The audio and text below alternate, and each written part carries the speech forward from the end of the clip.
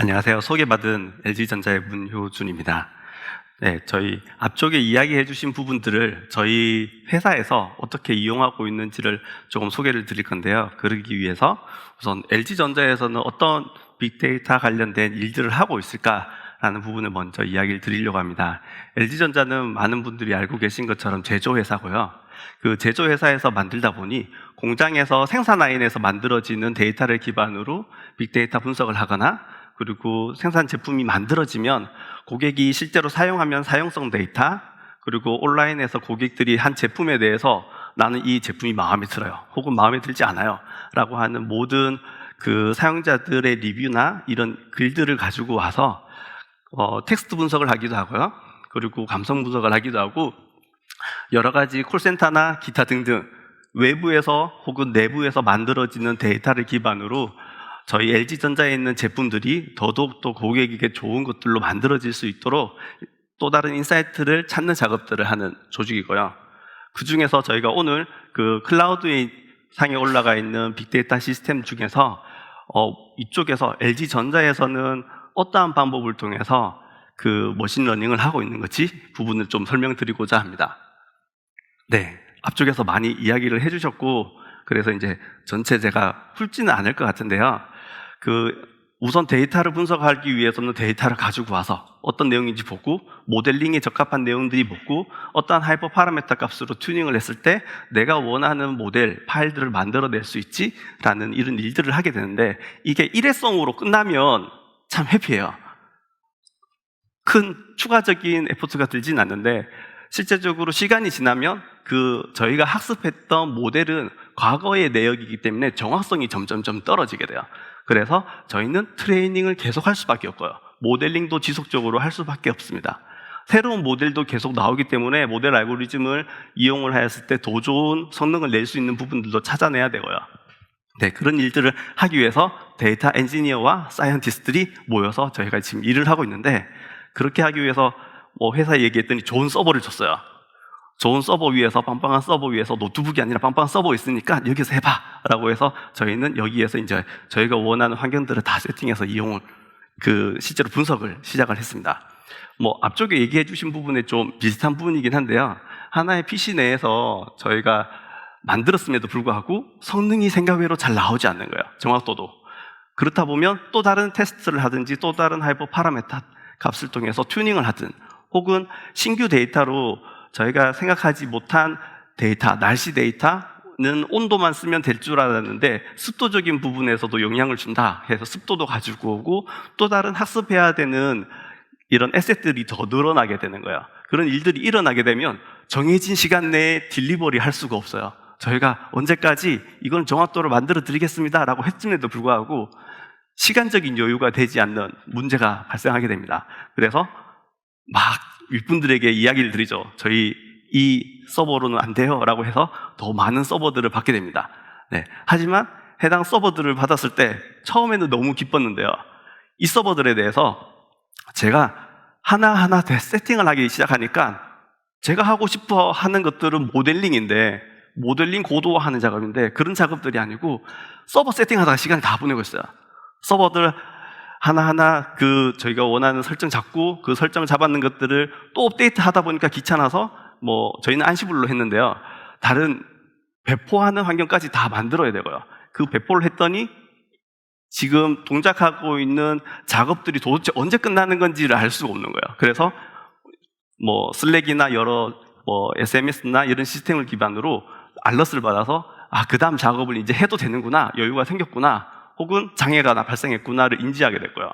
그리고 어제 했던 코드, 그리고 시간이 지남에 따라서 제가 예전에 했던 그 모델이 더 성능이 좋았었는데 그 코드가 어떻게 됐지?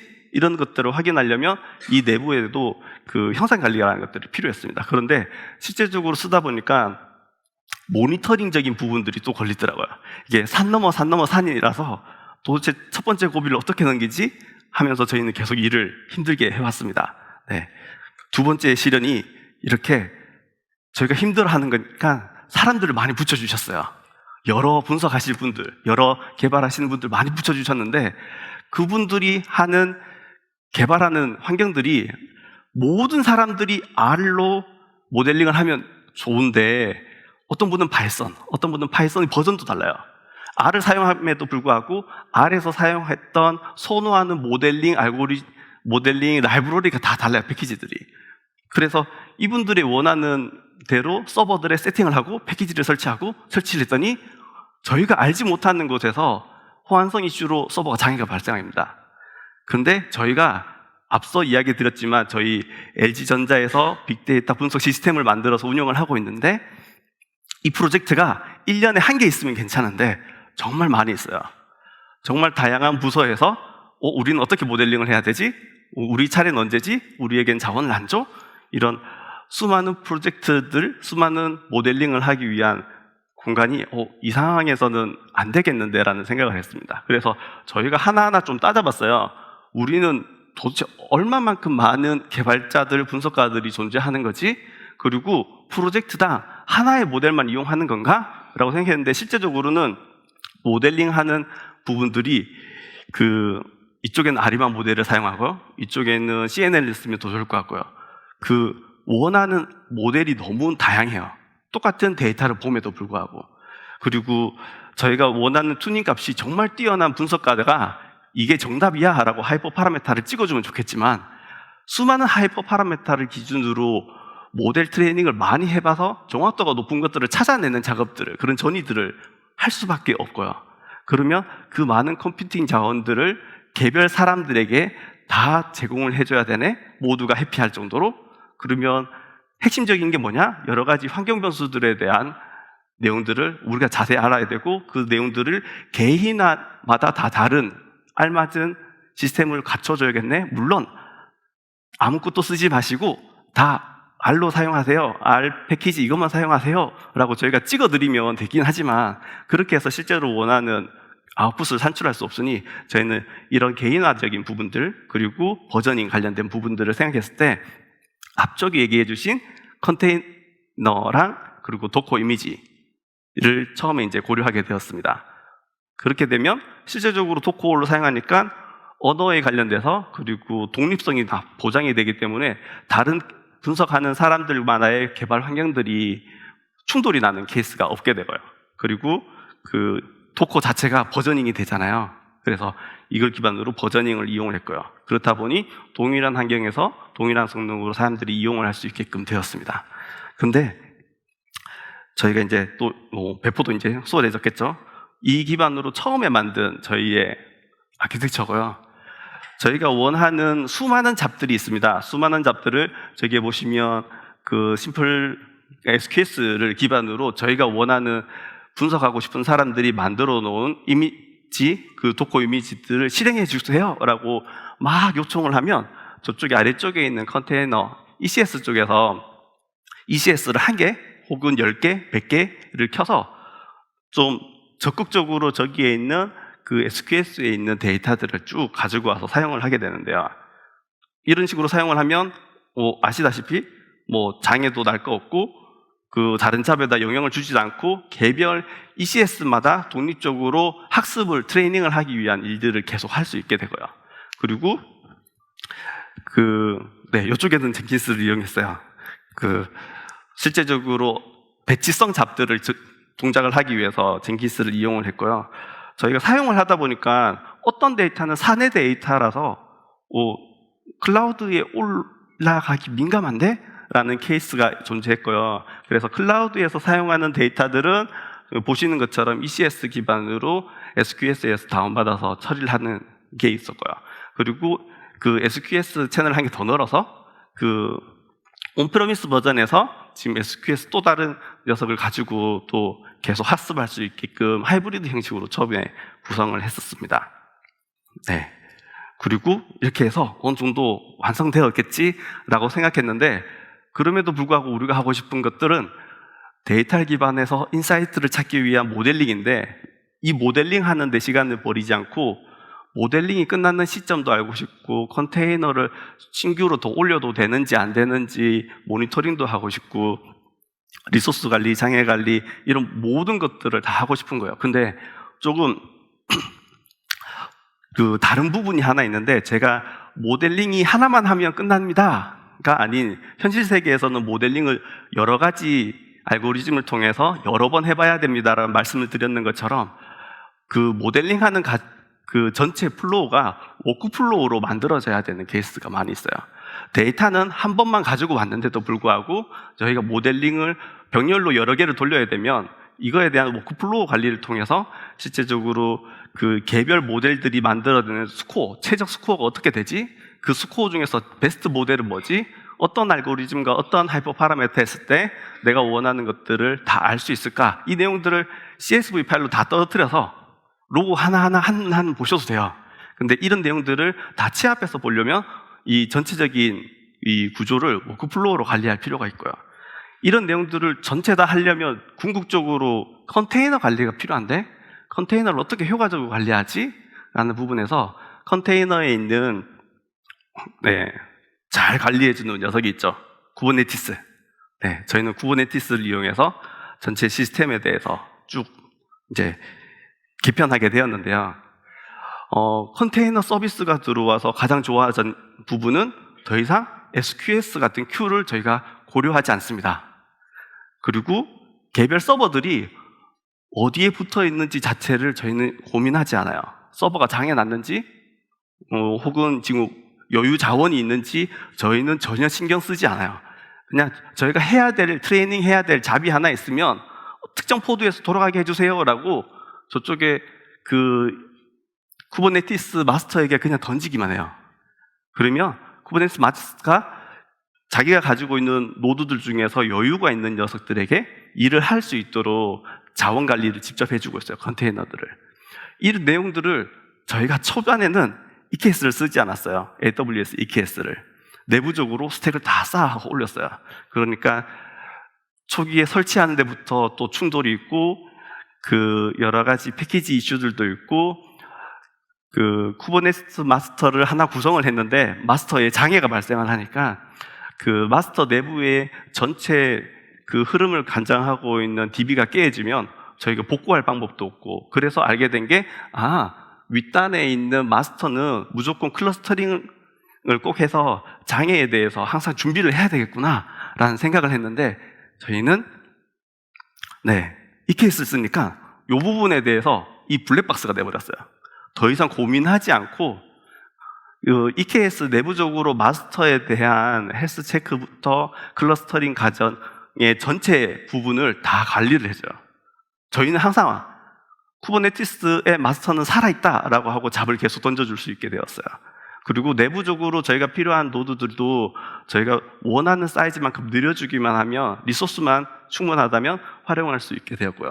그때 이제 활용했던 게 옆에 있는 그 헬룸에 있는 여러 가지 소스들도 이용을 했었는데요. 오픈 소스들로 미니오나 그리고 이제 알고 같은 것들로 이용해서 저희가 워크플로우나 이런 것들도 함께 이용을 했었고요. 그렇게 하니까 EKS에서 저희가 방금 말씀드린 그 마스터 클러스터링을 하기 위한 여러 가지 작업들, 이 어떤 것들을 설치하고 클러스터 구성하고 노드를 넣었다가 뺐다가 캐스 체크도 했다가 이런 작업들을 완전 이제 걷어낼 수 있게 되었고요. 그리고 그 EKS 내부적으로 기능이 있는 건 아닌데, 그 EKS에 접속하시면 여기 제가 주소를 넣었는데, 이렇게 오토 스케일링 할 수 있는 그 얀 파일이 있어요. 이걸 기반으로 해서 오토 스케일도 손쉽게 자동으로 할 수 있게 되고요. 그리고 저희가 사용했는 게 EFS를 사용을 했어요. EFS를 사용하면 앞쪽에 제가 이야기해드린 데이터를 한 번 가지고 와서 여러 서버에서 나누어서 학습하게 되는데, 실제 데이터는 한 번만 가져오면 되거든요. 결과 파일도 한 번만 내리면 돼요. 그래서 여러 서버에 분산돼서 처리한다 하더라도 EFS를 이용하면 좀 더 효과적으로 할 수 있었던 것 같아요. 그리고 EKS를 쓴다고 하더라도 필요하신 헬룸에 있는 여러 소스들은 직접 설치해 주셔야 되는데, 그런 부분은 헬룸 차트를 기반으로 다 정의해 놓고 그냥 한 번에 다 설치할 수 있게 되었고요. 물론 그 중에서 제일 저희에게 마음에 들었던 건 알고 워크플로우이긴 합니다. 알고를 기반으로 쿠버네티스랑 그 알고가 커뮤니케이션 하면서 저희가 원하는 학습 계획들을, 워크플로우들을 잘 관리해주기 위해서 알고를 이용을 했고요. 그럼에도 불구하고 저희가 실제로 모델링을 할 때 보면 예를 들어서 저희가 미국, 한국, 중국, 유럽 이렇게 리전별로, 그리고 저희가 LG전자에 있는 가전이 많이 있잖아요. 그리고 그 가전에 들어가는 부품들은 더 많이 있어요.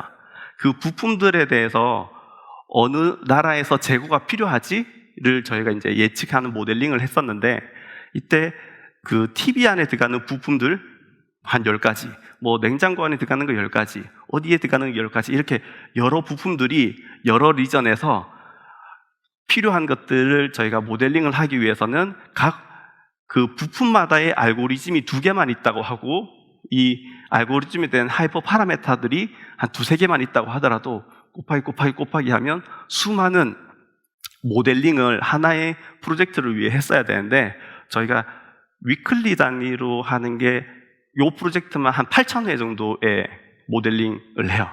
그 모델링 기준에서 가장 좋은 그 예측하는 모델 값은 무엇이지를 항상 매주마다 확인하고 있고요. 이런 것들을 하다 보니까 수천 개의 그 오크플로가 아니죠. 수천 개의 이제 여러 학습하기 위한 잡들을 만들어 주는데, 그때쯤까지 가시면 알고로는 못 쓰실 거예요. 알고 그 UI에 있는 내용들 자체가 아마 제가 써보니까 한 1000개 정도로 쭉 늘어나면 더 이상 이제 견디지 못해서 저희는 이제 향후에 바꾸게 되었고요. 그 전까지는 아마 괜찮은 것 같습니다. 네, 그렇게 되면 완전 해피하시죠. 네, 이렇게 해서 제가 이제 앞으로 이제 데모를 보여드릴 건데, 앞쪽에서 보여주신 것처럼 인프라 설정하고, 그리고 머신러닝 하기 위해서 소프트웨어 설정, 이런 환경들 설정하는 거, 그리고 그 모델 개발하는 거, 모델 훈련하는 거, 요 3가지 부분에서 제가 한번 데모를 보여드릴 건데, 네, 우선 인프라 설정하는 부분입니다.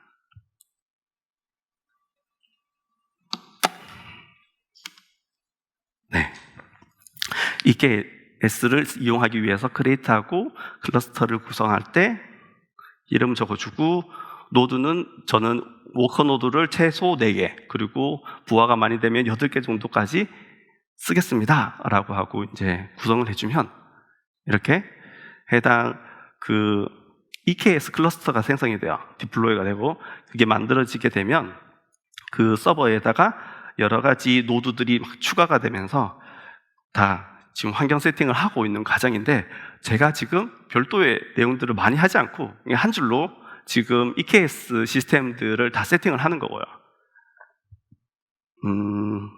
네, 조금 걸리네요. 네, 아마 지금 생각하시는 것보다는 좀 더 걸릴 건데, 하지만 실제로 작업을 하나하나 환경 세팅을 이해하시면서 만드시는 시간보다는 훨씬 짧은 시간에 만들게 될 것 같고요. 그리고 실제로 저희가 만들어 놓은 쿠버네티스 환경에서 어느 정도의 파드들이 떠 있냐, 기본 세팅으로 떠 있냐 하면 이 정도가 떠 있어요. 그리고 저희가 만들었던 그 ML 차트라고 하는 헬룸 차트를 기반으로 저희가 원하는 내용들을 다 정의된 것들을 인스톨하게 되면, 보시면 여기 위쪽에 있는 알고나 프로메티우스나 미니고나 이런 워크플로우에 대한 컨트롤들이 쭉 자동으로 설치되고, 저희가 직접 그냥 만드는 모델 매니저라는 이름으로 저희가 필요한 소스들을 다 설치하게 되었습니다. 이게 끝입니다. 그럼 쓰시면 돼요, 그냥. 네, 물론 더 커스터마이징을 하고, 그 다음에 이 내부에도 그 SG, 보안그룹이나 이런 것들이 다 엮여져 있고 만들어져 있긴 하지만, 내부적으로 커스터마이징 하셔서 사용을 하시면 될 것 같고요. 네, 죄송합니다. 네, 모델 훈련 관련된 부분, 이 부분에서는 어떤 내용을 보여드리려고 하냐면, 1차적으로 쿠버네티스가 알아서 다 한다는 건 알겠어. 그리고 EKS 기반으로 빠르게 만든다는 건 알겠어. 그런데 나는 토코라는 걸 한 번도 안 써봤는데 실제적으로 어떻게 흘러가는 거야를 대략적으로 보여드리기 위해서 실제 파이썬 파일로 모델 스크립트를 만들고, 네, 실제 배포해서 돌아가는 것들을 보여드릴 거예요.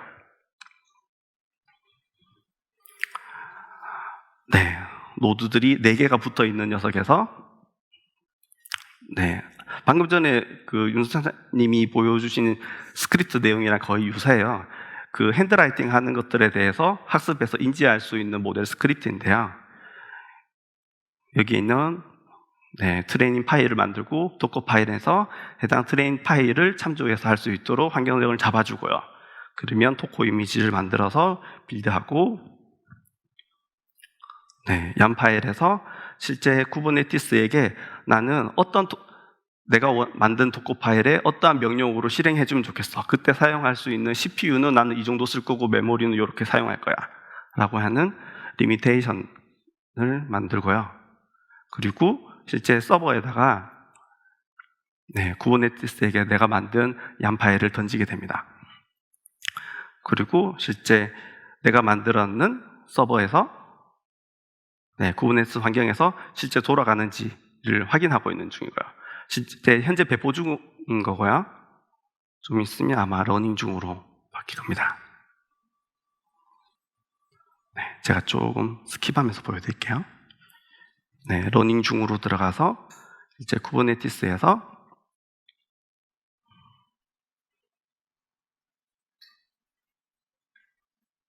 쿠버네티스 올리고 있네요. 실제로 모델링이 쭉 하고 나면 한 내용들을 보여드린 거고요. 그러면 한 개 지금 학습을 그냥 진행했는 게 아니라 제가 하이퍼 파라메타 값을 아규먼트로 받을 수 있는 스크립트를 한 개 만들어 놓고 여기에 있는 하이퍼 파라메타 값들을 쭉 받았을 때 지금 대략 한 17개 정도의 스크립트를 돌아가는 것들을 만들 건데요. 그 중에 2개는 OOM 에러를 만들기 위한 스크립트를 좀 넣었어요. 그래서 이렇게 좀 보시면 지금 이 부분은 그냥 제가 만든 모델들을 여러 개를 여러 번 호출하는 거고요. 그리고 거기 호출하는 거고 죄송해요. 죄송해요. 요게 포문이 그거네요. 메모리를 계속 할당해서 붙여나가는 붙여나가서 OOM에로 발생하는 거고 요게 이쪽에 있는 것들이 제가 여러 모델의 아규먼트를 던지는 쪽입니다. 그래서 실제로 쭉 만들면 제가 원하는 작업이 한 17개, 18개 된다 하더라도 지금 서버상에 있는 것들은 4대의 서버에서 노드들에서 동작을 하기 때문에 나머지는 다 펜딩이 되는 상황이에요. 그래서 제가 몇 대에다가 어떻게 관리를 하지 않아요. 쿠버네티스가 알아서 이런 내용들을 관리해 주고요. 실제 러닝 상황이 되면 여기 이제 CPU들이 올라가고 사용성들을 보시게 될 것 같고요. 그런데 제가 이 부분에서 그 오토스케일 관련된 내용들을 적용을 해놨어요. 그래서 서버가 돌다 보면 서버가 부족해, 난 더 쓰고 싶어 라고 하면서 여기에 이제 최종적으로 한 4대 정도의 서버가 4대에서 8대로 늘어나게 되고요. 8대 서버에서 그 전체 대기열에 있던 여러 잡들을 가지고 와서 실제로 트레이닝을 하는 과정이 이루어지고요. 근데 제일 아래쪽에 보면 이쪽 하단에 보면 OOM 에러라고 제가 지금 OOM이라고 이름을 지었는데 OOM 쪽에 그 메모리를 계속 늘려나가게 해놨어요. 그러면 장애가 날 때 실제 노드들이 구성한다 하더라도 한쪽 노드에서 장애가 났을 때 노드 위에 있는 파드들이 장애가 났을 때 또 다른 파드들에게도 장애가 나는지를 보기 위해서 지금 넣어둔 거고요. 지금 없어졌죠. 리스트 상에서 없어졌고 실제 OEM 킬러로 인해서 사라진 것들을 보시게 될 겁니다. 이렇게 쭉 작업을 하게 되면 실제적으로 러닝 중에 있는 것이 컴플릿으로 다 변경이 되고 더 이상 자원이 사용할 필요가 없게 되는 시점이 되면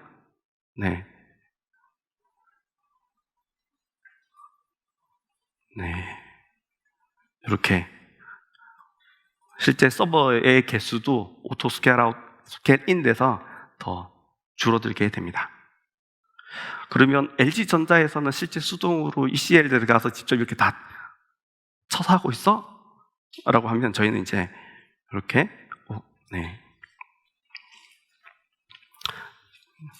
저희는 백오피스를 직접 만들어서 지금 이용을 하고 있고요.